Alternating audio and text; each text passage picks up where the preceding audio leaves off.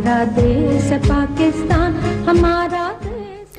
अस्सलाम वालेकुम नाज़रीन, आप देख रहे हैं कैपिटल टीवी की खुसूसी ट्रांसमिशन कौम मुल्क सल्तनत और मैं हूं आपका मेज़बान शाहसूर हैदर। नाज़रीन, कैपिटल टीवी की इस खुसूसी ट्रांसमिशन में आज हम मौजूए बहस लाएंगे मुल्क में मौजूदा सैलाबी सूरत हाल को। सैलाब की वजह से इस वक्त पूरा मुल्क तबाही का मंजर पेश करता नजर आता है। कश्मीर से लेकर पंजाब के वस्त तक ये सैलाब अपनी तबाही की दास्तान रकम कर चुका है और अभी ये रुख करेगा जनूबी पंजाब की जानिब और उसके बाद सिंध में क्या सूरत हाल होगी, इसके हवाले से सिंध हुकूमत पहले से इक़दामात करती नजर आती है। आफत बहुत बड़ी है और इस हवाले से हम तफसीली अपने इस प्रोग्राम में गुफ्तगू करेंगे। हमारे साथ जो गेस्ट हजरात मौजूद होंगे, गुलाम रसूल साहब कुछ देर में हमें ज्वाइन करेंगे और इसके साथ साथ जो मौजूदा सूरत हाल को किस तरीके से टैकल किया जाए इस हवाले से हम राय लेंगे। हमें ज्वाइन किया है प्रोग्राम में इम्तियाज़ अली कज़ालाबाद साहब ने।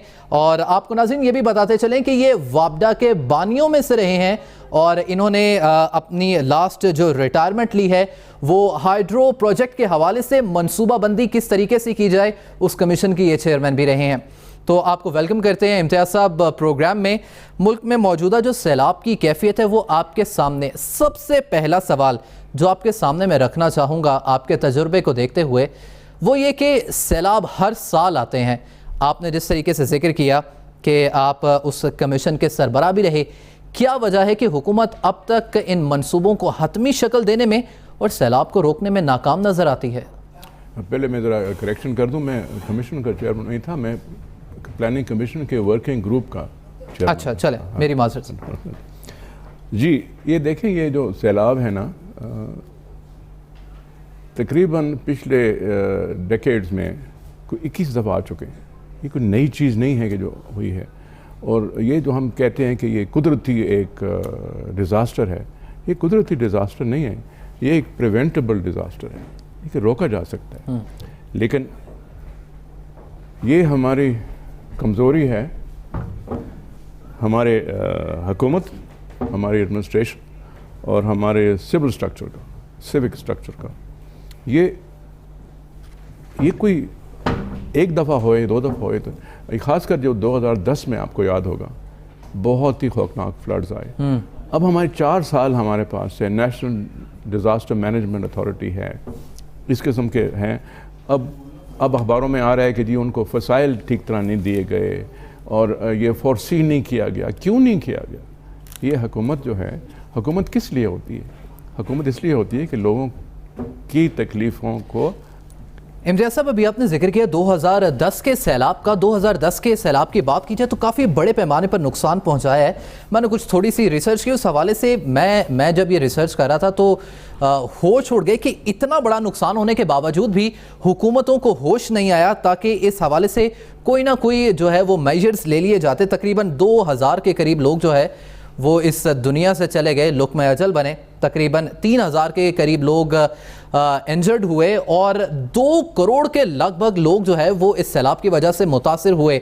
और नाज़रीन, आपको ये भी बताते चलें कि प्रोग्राम में अब हमें ज्वाइन कर चुके हैं गुलाम रसूल साहब, माहिर मौसमियात हैं। उनसे भी तज्ज़िया लेंगे और गुफ्तगू करेंगे इस बारे में। तो इम्तियाज़ अली साहब, हम बात कर रहे थे 2010 के सैलाब की। इतने बड़े पैमाने पर तबाही फैलाने के बाद भी हुकूमत ने कोई मेजर्स नहीं लिए, क्या वजह है? न सिर्फ उन्होंने कोई मेजर्स नहीं लिए, आपको याद होगा एक कमीशन बनाई थी उन्होंने। जी बिल्कुल। क्योंकि बहुत से जो बड़े ज़मींदार थे उन्होंने बंद तोड़ के अपनी तरफ से सैलाब को हटा के जो देहात और गरीब लोगों की ज़मीनें थीं उधर पानी कर दिया।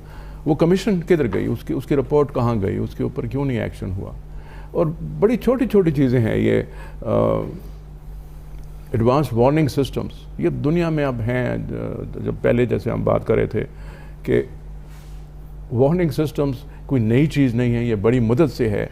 और हम ये सुन रहे हैं बड़ी मदद से कि जी हाँ एडवांस वार्निंग सिस्टम्स होंगे, वो किधर हैं, क्यों नहीं हैं? ये इस दफ़ा जो ये फ्लड है, हम तो ज़रूर जो हिंदुस्तान ने इतने बहुत से डैम्स बनाए हैं और पानी रिलीज़ किया, ये भी है। लेकिन सबसे जो बड़ी इसकी जो वजह है वो ये है कि इंडस में बहुत ज़्यादा सिल्ट अब आने लगी है। हिमालय से, हिमालय जो पहाड़ हैं उनसे बहुत सी ज़्यादा सिल्ट आने लगी है। اور ایک تخمینہ ہے کہ تقریباً 450 ملین ٹنز سلٹ اس وقت آ رہی ہے. میں نے 1975 میں ہم نے ایک کانفرنس ارینج کی تھی, the role of hydro electric resources in Pakistan development. ادھر یہ اس کی چیئرمین تھے جو واٹر اینڈ پاور کے منسٹر تھے اس وقت, یوسف خٹک صاحب, اور کنسرن سیکرٹریز, وابڈا کے سارا بورڈ, چیئرمین, ممبر سارے. میں 75 میں وابڈا سے ارلی ریلیز لے لی تھی, تو ہم نے یہ ارینج کیا. 200 انجینئر ہم نے بلائے ادھر, واٹر پاور انجینئر کے, جس ملک کے جتنے لوگ ہیں اس فیلڈ میں ان کو بلایا. ادھر میرا کی نوٹ پیپر پہ میں نے 2 سفارشات سامنے کیے. ایک یہ کہ 2 major hydro electric dam, Tarbela اب ختم ہونے لگا ہے, تو 2 میجر ہائیڈرو الیکٹرک ڈیمز ہم بنائیں دریا انڈس کے اوپر. اور وہ کس طرح بنائیں, یہ نہیں کہ آپ کہیں یا میں کہوں, اس کے لیے ہم ایک foreign consulting engineering, reputable consulting engineering company منگائیں, جو کہ یہ جو ہمیں پتہ ہے کہ انڈس پہ 8-10 سائٹس ہیں, تو اس میں وہ ہمیں بتائے رینکنگ سٹڈی, یعنی نمبر 1 کون سا ہے, نمبر 2 کون سا ہے, نمبر 3 کون سی ہے ان سائٹس میں, ٹیکنیکلی اور اکنامکلی. تو یہ میں نے پرائم منسٹر بھٹو صاحب سے 1976 دسمبر میں ایکسیپٹ کرا لیا. یہ پروگرام ہونے لگا تھا, لیکن آپ کو پتہ ہے کہ پھر کچھ مہینوں کے بعد ان کی حکومت اور ضیاء الحق پھر سیاسی معاملات آتے ہیں. گفتگو میں غلام رسول صاحب, جی بالکل. تو اس کے بعد جو ہوا کہ یہ رینکنگ سٹڈی ہوئی, رینکنگ سٹڈی ہوئی 1981 سے 84 تک یہ کمپلیٹ ہوئی. اس میں انہوں نے کہا کہ جو بیسٹ پروجیکٹ از باشا, سیکنڈ از داسو, بنجی, ٹاکوٹ, یہ انہوں نے 9 پروجیکٹس ڈٹرمن کر دیے اور باشا کی فیزیبلٹی بھی بنا دی. اگر باشا کے ہم اس وقت بنا لیتے, اور یہ جو سلٹ آ رہی ہے نا, ایک باشا اور 1-2 اور پروجیکٹ بنا لیتے, اس وقت تو ہمیں 1 درجن پروجیکٹ سے بھی زیادہ بنانے چاہیے, اس کا بھی میں گوئنگ ٹو دیٹ لیٹر. لیکن یہ اگر یہ بن جاتے تو بہت حد تک یہ فلڈنگ کی میٹیگیشن ہو سکتی تھی, کنٹرول کر سکتے تھے نقصانات کو. غلام رسول صاحب, سب سے پہلا سوال جو آپ کے سامنے میں رکھنا چاہوں گا, آپ سے کچھ دیر پہلے وزیر اعظم پاکستان میاں محمد نواز شریف تقریر کرے تھے, آزاد کشمیر میں وہ موجود تھے. ان کا یہ کہنا تھا کہ ہمیں پیش کی اطلاع ہی نہیں تھی کہ اتنا بڑا سیلاب اور اتنی طوفانی بارشیں ہوں گی. آپ چونکہ ماہر موسمیات ہیں, کیا حکومت کو پہلے نہیں پتا ہوگا یا بتایا نہیں گیا ہوگا؟ یہ محکمہ جو موسمیات کا ہے یہ کس طریقے سے کام کرتا ہے اور حکومت کو اس حوالے سے کیا آگاہی دیتا ہے؟ بسم اللہ الرحمن الرحیم. محکمہ موسمیات کی یہ ذمہ داری ہے کہ وہ ہر غیر معمولی موسم کو پریڈکٹ کرے. ٹھیک ہے. اس کے لیے ڈفرینٹ میکنزمز ہیں, اور اگر فلڈ جنریٹنگ رین فال کا ذکر کیا جائے, جس طرح کی میسو رین فال یہ ہوئی ہے, جیسے بھی ہوئی ہے, یس, تو ایسی رین فال کو پریڈکٹ کرنا پوری دنیا میں ابھی تک ناممکن ہے. اچھا. According to its amount and location of its occurrence. صحیح. تو اس میں کیپیسٹی جو ہے پاکستان میٹرولوجیکل ڈپارٹمنٹ کی, محکمہ موسمیات کی, وہ کافی حد تک امپروو کر چکی ہے, اور ابھی فردر اس کی امپروومنٹ میں گنجائش ہے. ایک پرپوزل ہماری جو ہے وہ اسپیشلائزڈ میڈیم رینج فورکاسٹ کے لیے سینٹر بنانے کی, وہ جاپان کے توسط سے ہوگی, تو وہ بھی ان دا پائپ لائن ہے. نہیں, آپ کے تجربے کی روشنی میں جس طریقے سے بارش ہوئی, میں یہ جاننا چاہوں گا کہ جس طریقے کی بارش ہوئی, کتنے دن پہلے پتہ چل جاتا ہے کہ اس قسم کی بارش ہو, یا یہ ناممکنات میں سے ہے؟ ہماری 1 دن 2 دن 3 دن. اس پرٹیکولر کیس میں ہماری جو پہلی وارننگ ہیوی رین فال کی ایشو ہوئی ہے وہ 1 ستمبر کو.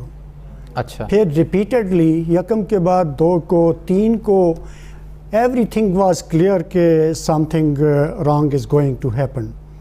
تو اس پر پھر تمام ادارے جتنے بھی ہمارے ساتھ انٹریکٹ کرتے ہیں ان کو انفارم کر دیا گیا. اور کیونکہ بہت زیادہ رین فال ہوئی, پاکستان کا ایریا جو ہے یہاں پہ 500 سے لے کے 600 ملی میٹر بارش 3 دنوں میں, جبکہ انڈیا کا پارٹ جو ہے اس میں ہم سے بھی کہیں زیادہ بارش ہوئی. وہاں پہ 3 دنوں میں بارش کی اماؤنٹ جو ہے وہ 700-800 ملی میٹر.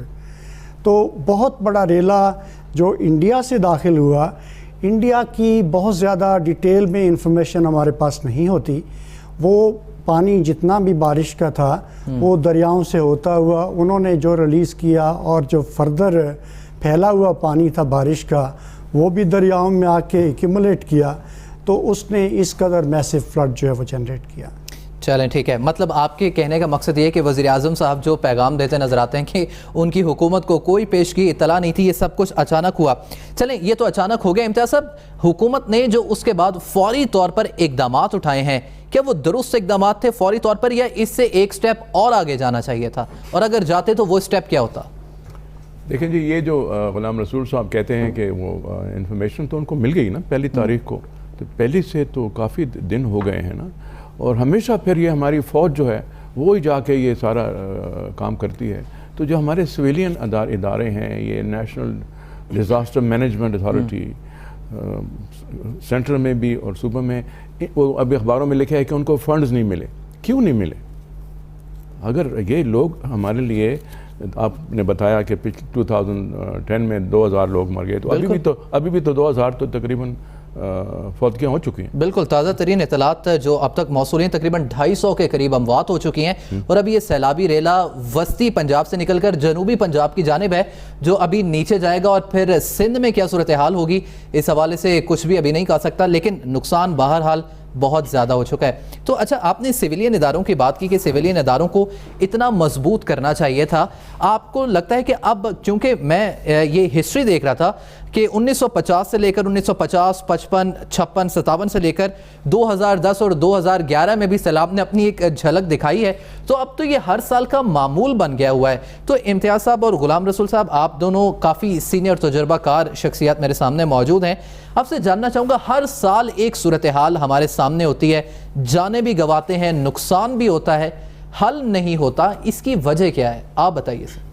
سب سے پہلے میں گزارش کروں گا کہ یہ موجودہ فلڈ جو ہے، یہ ہمیں جان لینا چاہیے کہ اگر اس کی پہلے سے اطلاع ہو بھی جاتی تو ہم کچھ نہیں کر سکتے تھے.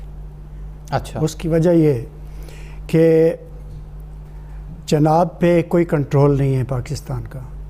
دریائے چناب پہ کوئی ڈیم نہیں ہے. ڈیمز جو ہیں وہ پروٹیکٹ کرتے ہیں، وہ فلڈ پروٹیکشن کا ٹول ہے. اور راوی پہ ہمارا کوئی کنٹرول نہیں ہے، اور نیچے ستلج پہ ہمارا کوئی کنٹرول نہیں. ان تینوں ریورز کے کیچمنٹس میں جو بارش ہوگی وہ انکنٹرولڈ آئے گی، اور وہ تباہی مچائے گی پاکستان میں. ہمارا کنٹرول جو ہے وہ جہلم پہ اور سندھ پہ ہے، جس میں دریائے جہلم کا پانی جو ہے، دریائے جہلم کے کیچمنٹ میں بھی بہت بارش ہوئی، مگر منگلا ڈیم نے بچا لیا. وہاں پہ پانی کو کنٹرول کیا گیا، پھر اپنی مرضی سے اس کو ریلیز کیا گیا. تو ڈیمز جو ہیں وہ پرائرٹی نمبر 1 ہے فلڈز سے بچنے کے لیے. اب آپ بات کر رہے ہیں کہ ریکرنگ فلڈز آ رہے ہیں، ہر سال فلڈ آ رہے ہیں. اگر ہم اپنی ریسنٹ ہسٹری دیکھیں، 2010 سے ہر سال بارشوں کی وجہ سے فلڈ آ رہے ہیں. اور کلائمیٹ چینج کی جو پریڈکشنز ہیں وہ اگلی 3 دہائیوں میں مانسون کی رین فال میں اضافے کی پیشگوئیاں دے رہی ہے. That is due to global warming? Yes. Climate change. اور یہ اب بہت کلیئر ہے کہ پاکستان میں فلڈز کی فریکوینسی اور اس کی میگنیچیوڈ وہ انکریز کرے گی. اچھا. اور اب آپ دیکھ رہے ہیں کہ پچھلے 5 سالوں سے ہر سال فلڈ آ رہے ہیں. ہمیں اب کوئی نہ کوئی طریقہ جو ہے وہ اڈاپٹ کرنا ہوگا نیشنل کنسنسس سے. ہم اسمال ڈیم بنائیں، میڈیم ڈیم بنائیں، لارج ڈیم بنائیں جو فلڈ پروٹیکشن کے لیے یوز ہوں.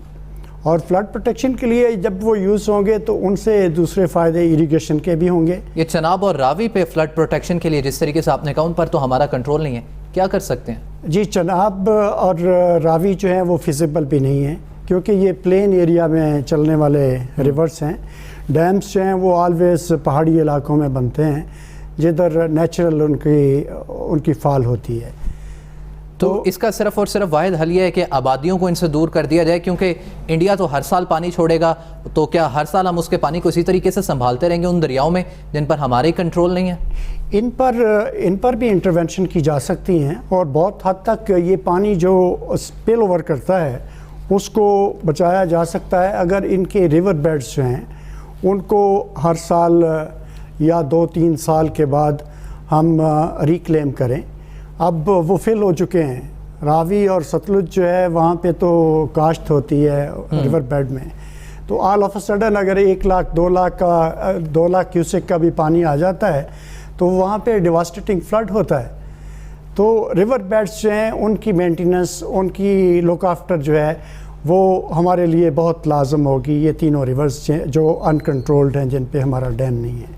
چلیں ٹھیک ہے. اب ناظرین بریک کے بعد ہم اسی گفتگو کو آگے بڑھائیں گے. ہمارے ساتھ امتیاز علی صاحب بھی موجود, ان سے یہ جاننے کی کوشش کریں گے کہ جس طریقے سے موسم تبدیل ہو رہا ہے مستقبل میں کن منصوبوں کی فوری طور پر ضرورت ہے. اس حوالے سے اپنی گفتگو کا سلسلہ جاری رکھیں گے. ناظرین یہاں پر وقت ہوا ہے شارٹ بریک کا, آپ ہمارے ساتھ رہیے.